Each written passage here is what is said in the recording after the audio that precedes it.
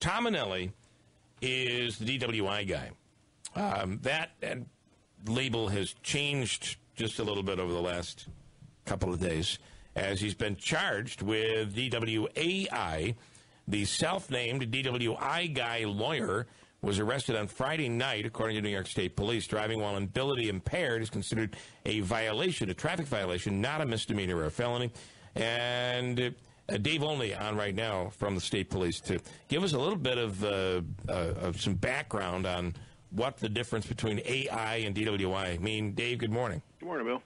So let's start out with, according to the story, at about 9:25, there was some sort of a disturbance. Police say a woman had been dropped off in the middle of nowhere, and that they arrived, and then the DWI guy, they say, came back to the scene. They believe that they had noticed alcohol, maybe the smell of alcohol. He refused the test. So you apparently can say, I'm not going to blow into this. Well, actually, no. He refused, from what I understand, and I have no first-hand knowledge of this whatsoever.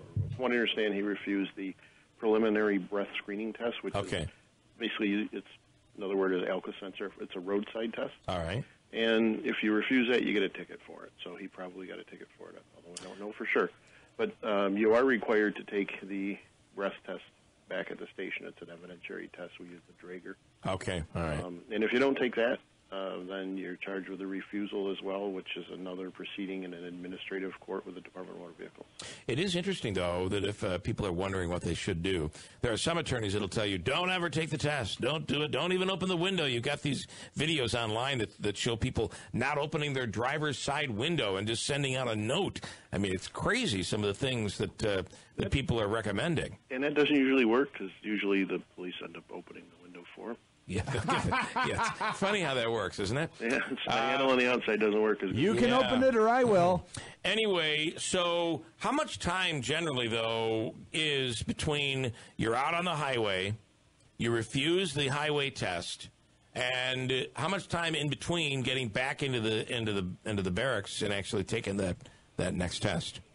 There's no real answer to that, because every incident could be different, but we're required to wait 20 minutes after we place the person in custody. Okay. In case there's any mouth alcohol, they could have just taken a swig in the vehicle, and we want any alcohol in there that's in their mouth or in their system or in their, in their mouth or in their teeth or anything to dissipate, so we get a fair test. So the minimum is 20. The max is whatever it takes. You could have whatever it takes. A tow truck, or you're 40 miles from the station. According to the story, troopers took him to the New York State Police Barracks in Lysander, where they say Anelli blew a .06 BAC, and that would be DWAI. Yes. So the difference between the two, can you just explain the differences? Yep. And actually, there's a couple. There's a numbers difference, and then there's a physiology difference. So the numbers difference is .06 and .07 in New York State are still DWAI, driving while ability impaired, and that is, you have your ability impaired to any extent. So if you think about that definition, it's pretty easy to prove. Yeah. So your ability is impaired to any extent. Where driving while intoxicated is a .08 and greater, and that is a person is in an intoxicated state, which the definition is a little bit harder to prove, although it's not that difficult to prove. Yeah. And then you also have driving while intoxicated, which is a common law section. And just to explain, people might think, .06 isn't that big of a deal. There's a lot of studies that show, around a .03 or .04, people start to be impaired. And if you take two people, and let's say, I don't know, you drink a lot. I'm just, Are you saying that to me? No. Let's say Andrew. Oh, yeah, okay, exactly. And you never drink. And Andrew's got a pretty high tolerance, and he drinks a lot. His body's used to it. Well, at a .06, he might not look incredibly bad, but he's over in the number. And so the number, even though the person who drinks a little more regularly might not show the signs as much, their blood alcohol level would still be the same, though, right? Yes. Yeah. Yep. So that person, you never drink. So you go out and Andrew's a bad influence on you, and he gets you to drink a couple of drinks, and you really feel it. And you, at maybe a .04 or .05, might not be able to stand up. You might be you might be certainly not able to drive. So that's where that 1192 3 comes in. It's a common law DWI where a person, they look like they're a .15, but they're an 04, an 05, an 06. Right.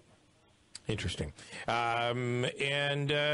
This is quite the ironic story. It's the last thing I think that any attorney who talks about, whose name is the DWI attorney ends up getting charged with DWI. Yeah, the irony or AI. certainly isn't lost on anyone here. Yeah. It is unfortunate anytime anyone is arrested for DWI because it means they made a poor decision that could result in a death or a serious injury to them or an innocent person. So regardless of who it is or what they do for a living, it's unfortunate that to this day and age with Uber and everything else we have out there, that people still make poor choices. Yeah, so the legal limit defense, by the way, or the thought at dinner that the legal limit, I'll be under the legal limit, that doesn't really save you. Not if you're impaired. I mean, if you're, and then you get into just a couple drinks and prescription medicine, and if you're taking an antidepressant like Xanax or anything like that, and you have a drink or two, instead of the combined effects, instead of having 2 drinks and looking like you had 2 drinks, which is not bad, you might look like you had 4 or 5 or 6 because you're taking a prescription medication. So that's a huge problem. Well, the idea is don't drink and drive. That's really the pretty simple concept. Dave, we appreciate it. Dave Olney, thanks so much, New York State Police. Thank you. All right.